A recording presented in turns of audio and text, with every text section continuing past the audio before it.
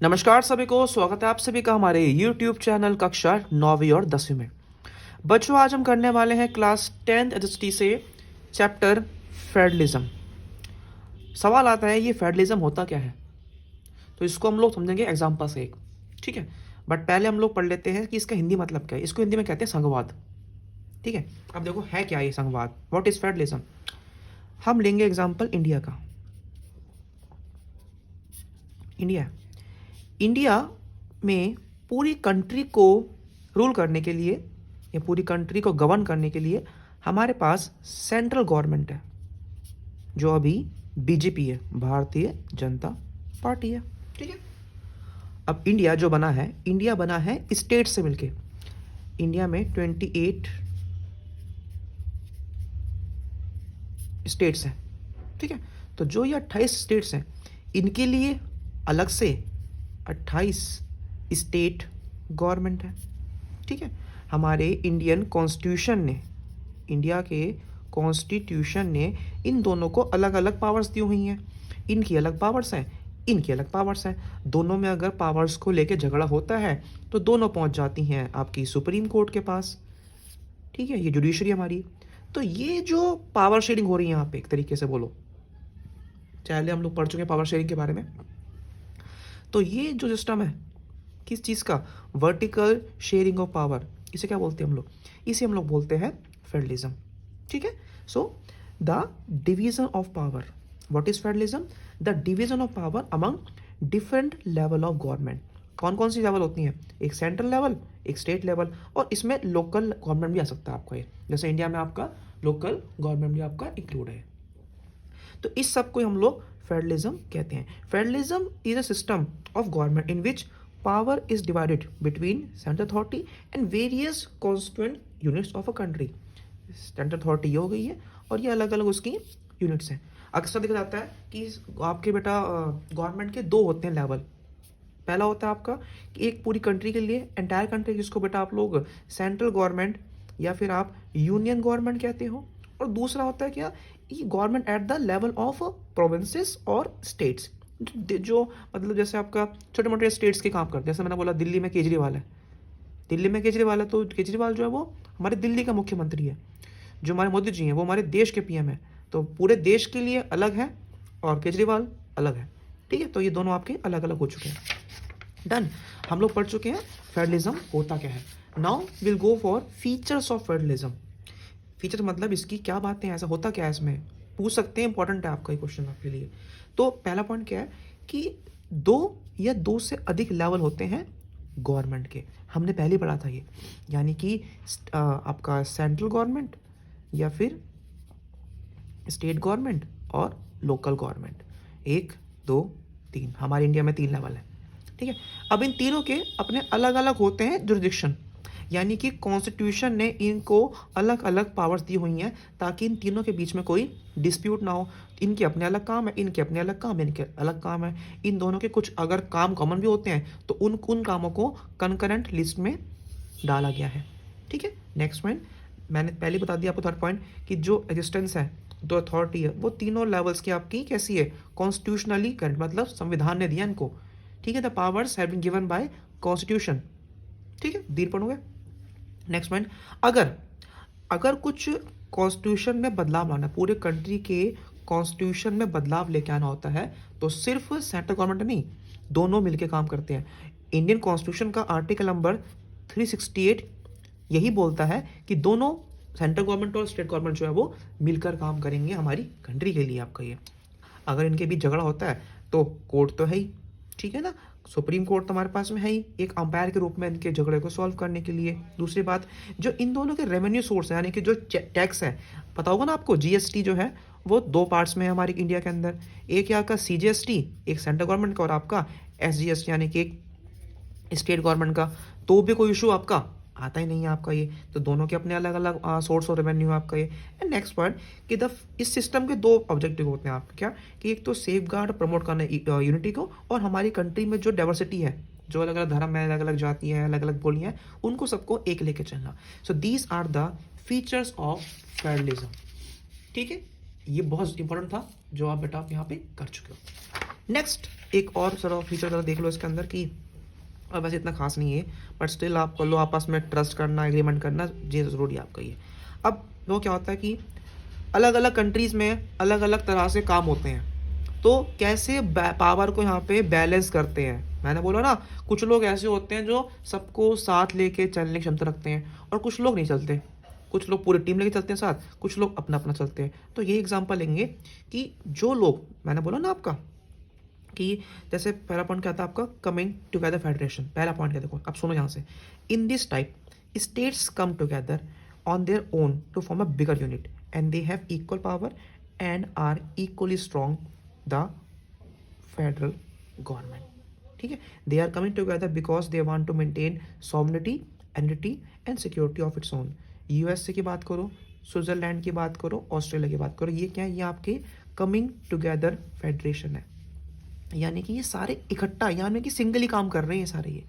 ठीक है, यानी कि ये सिंगल ही काम कर रहे हैं, अकेले ही काम कर रहे हैं पूरी कंट्री में। नेक्स्ट हमारा क्या आता है, होल्डिंग टुगेदर। यहाँ पे क्या है, यहाँ पे ना ऐसा होता है कि जो आपकी होती है ना सेंट्रल गवर्नमेंट, वो स्टेट गवर्नमेंट से ज़्यादा होती है पावरफुल। ठीक है, here a large country decides to divide its power between the constituent states and the national government. जैसे कि हम इंडिया की बात कर लें, स्पेन की बात करें, बेल्जियम की बात करें, तो इंडिया में देखा जाए तो सेंट्रल गवर्नमेंट ज़्यादा पावरफुल है as compare to state government. ठीक है, सो इन दोनों के बीच में आप लोग पढ़ चुके हैं। कमिंग टुगेदर मीन्स किसी एक के हाथ में होना, सब कुछ एक ही हाथ में होना। और यहाँ पे क्या है, ठीक है ना, यहाँ पे क्या है कि एक तरह से बोलें कि ये क्या है कि इंडिया में जैसे कि हमने बात किया कि सेंट्रल गवर्नमेंट एक्स्ट्रा होती है powerful as compare to state government. यहाँ पे सबको हम लोगों ने इक्वली कर रखा है। ठीक है ना, सब कुछ यहाँ पे इक्वली बांट रखा है, सब इकट्ठा ही एक तरह से काम कर रहे हैं यहाँ पे। अब सिस्टम भी हम एक देखा ना, मैंने बोला कि कंट्रीज़ में अलग अलग तरह की सरकारें होती हैं, अलग अलग तरह की सरकारें मीन्स की पहली क्या होती है, पहला आपका होता है फेडरल सिस्टम, दूसरा आपका होता है यूनिटरी। फेडरल में पता था आप लोगों ने, फेडरल तो होता क्या है, फेडरल में सिंपली बताया जा रहा है कि सिर्फ सब कुछ सेंट्रल गवर्नमेंट के हाथ में नहीं होता है, यानी कि central government can not pass the order to state government to do something. ठीक है ना, सेंट्रल गवर्नमेंट कोई रोब नहीं थोपती है स्टेट गवर्नमेंट के ऊपर कि तुम्हें ये काम करना ही करना है। The state government has power of its own which is not answer to the central government. ठीक है ना, स्टेट गवर्नमेंट की अपनी अपनी खुद की पावर होती है। लेकिन अगर हम बात करें फेडरल में तो ऐसा होता है, दोनों काम साथ में कर रहे हैं मिलके। लेकिन if you talk about unitary, यहाँ पे ऐसा नहीं होता, यहाँ पे सिर्फ only there is only one government. ठीक है, ये कुछ भी करे सबको इसके बाद माननी पड़ती है। ठीक है ना, the central government can pass the order to provincial और local government, both the federal and unitary are separately answerable to the people. इसमें जवाब तो दे बनती है आपकी ये, लेकिन यहाँ पे सब कुछ अपने अकॉर्डिंग, यूनि मतलब क्या है, सिंगल अपना। ठीक है ना, तो यहाँ पे गवर्नमेंट अपने अनुसार करती है, वो स्टेट से पूछती नहीं है। ठीक है, अब हम ज़रा देखते हैं कि इंडिया की मैंने बात की है कि इंडिया एक फेडरल कंट्री है, ये हमने पढ़ा था शुरुआत में। तो ऐसा क्या है इंडिया में जो इंडिया को एक फेडरल कंट्री बनाता है। ठीक है ना, सो पार्टीशन के बाद भारत होता है आज़ाद। ठीक है, और भारत ने खुद को बोल दिया कि इंडिया क्या है, India is a union of states. तो इंडिया जो है वो फेडरलिज्म के प्रिंसिपल बिलीव करता है।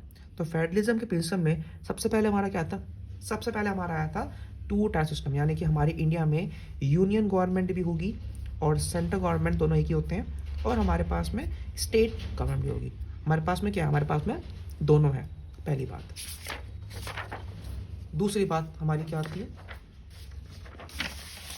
Next point, three tier system of government, यानी कि स्टार्टिंग में हमने कॉन्स्टिट्यूशन में स्टार्टिंग में हम लोगों ने दो सरकार रखी थी, लेकिन आगे चल के हम लोगों ने इसमें थर्ड टायर भी ऐड कर दिया। यानी कि हमने बोला कि हमारी कंट्री में पंचायत एंड म्यूनसिपैलिटी भी जो है वहाँ पे इलेक्शन कंडक्ट कराए जाएंगे, वहाँ पे भी काम हो गए। तो हमारे कॉन्स्टिट्यूशन ने हमको 3-4 डिस्ट्रीब्यूशन ऑफ लेजिस्लेटिव पावर्स दिया है between the union government, the state government. ठीक है, अब देखो एक और चीज़ है, अब मैंने आपको शुरुआत में कहा था कि हमारी कंट्री में सेंट्रल गवर्नमेंट है, स्टेट गवर्नमेंट है। ठीक है ना, दोनों के काम जो है बटे हुए हैं। तो जिन सब्जेक्ट्स पे काम करती है आपकी सेंट्रल गवर्नमेंट, वो सब्जेक्ट्स आते हैं आपका यूनियन लिस्ट में। जिन सब्जेक्ट्स पे काम करती है स्टेट गवर्नमेंट, वो आपके आते हैं स्टेट लिस्ट में। और जिन सब्जेक्ट्स पे दोनों काम करते हैं वो आपके आते हैं कंकरेंट लिस्ट में। जैसे मैं अगर आपसे बोलूं, आपने सुना होगा इंडियन रेलवेज, या आपने सुना होगा इंडियन आर्मी। कभी सुना बिहार आर्मी या बिहार रेलवेज? नहीं ना। तो ये सब्जेक्ट क्या है? रेलवेज और आर्मी सब्जेक्ट है हमारी किसका? ये हमारी सेंट्रल गवर्नमेंट का सब्जेक्ट है। वैसे ही आपने कभी सुना है इंडियन पुलिस? नहीं। आपने सुना है दिल्ली पुलिस या पंजाब पुलिस? तो मतलब क्या, पुलिस किस में आती है? पुलिस आपका स्टेट लिस्ट में आती है। लेकिन अगर हम बात करते हैं बोर्ड की, अब जैसे आप एग्जाम दोगे सीबीएसई का, तो वो सेंट्रल बोर्ड है। तो एजुकेशन हो गया या आपका मैरिज हो गया, ये सब कुछ बातें हैं जो आपकी दोनों काम मिलकर करती हैं। तो सेंट्रल गवर्नमेंट और स्टेट गवर्नमेंट के जो काम हैं वो बटे हुए हैं इन लिस्टों में, कि ये काम जो है, ये काम जो है वो सेंट्रल गवर्नमेंट के हैं, ये काम जो है वो स्टेट गवर्नमेंट के हैं, और ये काम जो है वो सेंट्रल प्लस स्टेट दोनों गवर्नमेंट्स के आपके होते हैं। आपका डन क्लास। तो ये हमारा हो चुका है टॉपिक कवर यहाँ पे। चौथा हमारा टॉप टाइप क्या आता है? चौथा बेटा हमारा आता है रेसिडुअरी सब्जेक्ट्स। अब देखो इसमें क्या होता है कि द सब्जेक्ट्स, जो सब्जेक्ट्स इन तीनों ही लिस्ट में नहीं है, ठीक है, उनको हम लोग बोलते हैं रेसिडुअरी। यूनियन गवर्नमेंट के पास में इनके ऊपर पावर, इनके ऊपर काम करने की जो है वो पावर आपकी होती है। साथ ही साथ अब हमारी कंट्री में यूनियन टेरिटरीज भी हैं, क्या होगा इनका? तो अगर हम इनकी बात करें कि there are some units of Indian union which are very injured, इनके पास पावर तो है लेकिन बहुत कम पावर है। जब दिल्ली की बात करूं तो दिल्ली की जो पुलिस है, दिल्ली की पुलिस जो है वो सेंट्रल गवर्नमेंट के अंदर आती है। यानी कि दिल्ली के सीएम के पास में पावर्स तो है लेकिन बहुत कम पावर है, उनके पास पावर सारी नहीं है, क्योंकि ये एरियाज इतने स्मॉल है कि इनको ना तो बना सकता है छोटे कोई, मतलब इनको हम लोग अलग बना सकते हैं स्टेट, इंडिपेंडेंट स्टेट, ना ही इन एरियाज को हम लोग किसी के साथ जोड़ सकते हैं। जैसे कि मैंने चंडीगढ़ है, लक्षद्वीप, दिल्ली, इनको हम लोग यूटीज बोलते हैं, ठीक है। इन यूटीज के पास में ना जैसी पावर होती है आपकी स्टेट्स की, वैसी पावर इनके पास में आपकी नहीं होती है, ठीक है। तो अब ये हो गया हमारा। अब हम नेक्स्ट वर्ड पढ़ते हैं कि sharing of power between union and the state government, कि इनके बीच में पावर जो है ना वो कैसे होती है शेयर, मतलब क्या क्या हुआ। तो यहाँ पे हम लोग देख सकते हैं कि our constitution determines the extent of sharing of power between union government and the state government, its basic structure of the constitution. देखो सिंपल सी बात है, हमारी कंट्री के अंदर हम लोगों ने सब कुछ जो कर रखा है ना, वो कैसे कर रखा है, वो हम लोगों ने सिस्टमैटिक वे से कर रखा है। ये जो टॉपिक है ना आपका, ये आर्टिकल नंबर 368 जो हमारा कॉन्स्टिट्यूशन का, ये साफ साफ ये बोलता है कि अगर हमें हमारी कंट्री में हमको कुछ संविधान को बदलाव लेके आने हैं, तो कोई बिल जो होगा वो कम से कम दोनों हाउसेस के अंदर एटलीस्ट 2/3 मेजोरिटी के पास साथ पास होगा, प्लस उसको हमारी जितने स्टेट्स हैं उन स्टेट्स के जो आपके एमएलएज हैं, ठीक है, या स्टेट्स जो हैं, आधे स्टेट्स की क्या चाहिए होती है, हमको चाहिए होती है एसेंट, यानी कि हमें चाहिए रजामंदी। जब तक आधे स्टेट्स नहीं मानेंगे और दोनों हाउस में इतनी मेजोरिटी नहीं हो, तब तक बिल पास होगा ही नहीं। और इसमें हम लोग ये पूछ सकते हैं कि अगर कुछ इशू होता भी है तो इशू को सॉल्व करने के लिए क्या चाहिए, उन इशू को सॉल्व करने के लिए देयर इज सुप्रीम कोर्ट, मतलब हाई कोर्ट, सुप्रीम कोर्ट है, हाई कोर्ट है, ठीक है। तो ये आपका टॉपिक यहाँ पे खत्म हो चुका है। अब सवाल ये कि हमारी कंट्री में जो फेडरलिज्म था उसको हम लोगों ने कैसे प्रैक्टिस किया है, मतलब वो बना कैसे है, how is federalism practice. So constitutional provisions, देखो फेडरलिज्म तब होगा सही जब कोई उसको कॉन्स्टिट्यूशन के अकॉर्डिंग चलाएगा। यानी कि अगर आपने कुछ बातें मुंह से बोल दी ना तो नहीं होता है, we need some bold steps. जैसा पहला बोल्ड स्टेप था आपका लिंग्विस्टिक स्टेट्स का। पहले जो हमारा इंडिया है वो प्रिंसली स्टेट्स में बटा हुआ था और ब्रिटिश प्रोविंसेस में बटा हुआ था। प्रिंसली स्टेट्स आपके 565 थे। After independence in princely states को सरदार वल्लभ भाई पटेल के द्वारा इंडियन यूनियन में आपका जोड़ा गया। तो उसके बाद हमने हमारी कंट्री को डिवाइड किया लिंग्विस्टिक, यानी कि हम लोगों ने लैंग्वेज के नाम पे डिवाइड किया है, समझते हो, हमने भाषा के आधार पे बनाया है हमारे भारत को, ठीक है ना। The the creation of Indian states were the first and major test for a democratic country. 1947 की बात करते हैं हम लोग कि several states were change in order to create new state. हम लोगों ने पहले इंडिपेंडेंस से पहले की बाउंड्रीज को तोड़ तोड़ के हम लोगों ने अब नए स्टेट्स फॉर्म किए थे, ठीक है ना। लेकिन सब स्टेट्स नहीं बने हैं लैंग्वेज पे, ठीक है। जैसे कि मैंने बोला नागालैंड है, उत्तराखंड है, झारखंड है, इन लोगों को हम लोगों ने लैंग्वेज के नाम पे नहीं बनाया हुआ है, ठीक है। तो पहला स्टेप क्या आता है आपका लिंग्विस्टिक। दूसरा लैंग्वेज पॉलिसी। अब लैंग्वेज मतलब हमारे भारत में बहुत सी लैंग्वेज है, सब लैंग्वेज को समान हम लोगों ने इज्जत दी है। कैसे The second test for Indian federalism is the language policy. The Indian constitution did not give status of national language to any of the languages. Hindi को हम लोगों ने ऑफिशियल लैंग्वेज बनाया, but it is the mother tongue of only 40%. Bharat में सिर्फ 40% लोग जो है वो हिंदी बोलते हैं. साथ ही साथ सेंट्रल गवर्नमेंट ने कभी भी हिंदी को थोपा नहीं है सब पे, ऐसा बताया था यहाँ पे. ठीक है, हिंदी के अलावा भी बहुत सी रीजनल लैंग्वेज जिनको हम लोगों ने शेड्यूल लैंग्वेज का दर्जा दिया हुआ है, जिनको हमारी सेंट्रल गवर्नमेंट कहते हैं. एंड नेक्स्ट बेटा हमारा आता है कि जैसे आप सभी जानते हैं कि हम लोगों ने इंग्लिश को ऑफिशियल लैंग्वेज के रूप में बंद किया था कब, 1965 में. But many non Hindi speaking states fear that this was the attempt to impose Hindi. कुछ लोगों ने बोला कि भाई उन पे हिंदी जो है वो थोपी जा रही है. सो ये प्रपोजल विड्रॉ हो गया और इंग्लिश और हिंदी दोनों को ही ऑफिशियल पर्पज़ के लिए हमारी कंट्री में कंटिन्यू किया गया. तो सिर्फ पावर बांटने से नहीं, बहुत सी बातें और भी होती हैं जो चाहिए होती हैं फेडरलिज्म में. इस चीज़ के लिए फेडरलिज्म में आपको रन करने के लिए कंट्री, सबसे मेन टॉपिक क्या आता है हमारा, वो हमारा आता है सेंट्रल स्टेट रिलेशंस. देखो इस टॉपिक को समझने के लिए एक सिंपल सी बात देखो आप लोग, हमारी कंट्री में अब देखा जाए तो मेन पार्टी जो है वो बीजेपी है, पहले वो कांग्रेस थी. तो सेंट्रल गवर्नमेंट में अगर बीजेपी है और स्टेट गवर्नमेंट में अगर कांग्रेस है तो डेफिनेटली झगड़े होंगे ही होंगे. कन्फर्म बात है, पक्की बात है. क्यों? क्योंकि अलग अलग पार्टीज हैं. ये बोले कि ये गलत काम कर रहे हैं, ये बोले कि हमें काम करने नहीं दे रहे हैं. तो सेंट्रल स्टेट क्या होते हैं ना, अक्सर ये चीज़ों को और मजबूत भी करते हैं. सेंट्रल स्टेट रिलेशन जो होते हैं ये बहुत दिक्कत होती हैं. ठीक है, हालांकि इन दोनों की पावर्स को लिखा हुआ है संविधान में अलग अलग, but still they keep on fighting कि हमारी अलग पावर्स हैं, हमारी अलग पावर्स हैं. अब तो हालांकि काफ़ी मतलब चेंज आ चुके हैं, अब तो बहुत सारी आपकी अलग अलग पार्टी, लेकिन पहले हमारी कंट्री में स्टार्टिंग दिया जाए तो स्टार्टिंग में सेंटर पे भी कांग्रेस थी और स्टेट में भी आपकी कांग्रेस थी. तो स्टार्टिंग के 25-30 साल तो इतनी दिक्कतें नहीं हुई हमारी इंडिया में, लेकिन आफ्टर दैट 1990s हमारी कंट्री में ये दिक्कत आने लगी कि दोनों के बीच में रिश्ते अब काफ़ी ख़राब होने लगे थे. तो कुछ इस तरीके से बनती हैं क्या, कुछ इस तरीके से बनती हैं सेंट्रल फेडरलिज्म की हमारी गवर्नमेंट्स. नेक्स्ट टॉपिक हमारा क्या आता है, व्हाट इज़ डिसेंट्रलाइजेशन.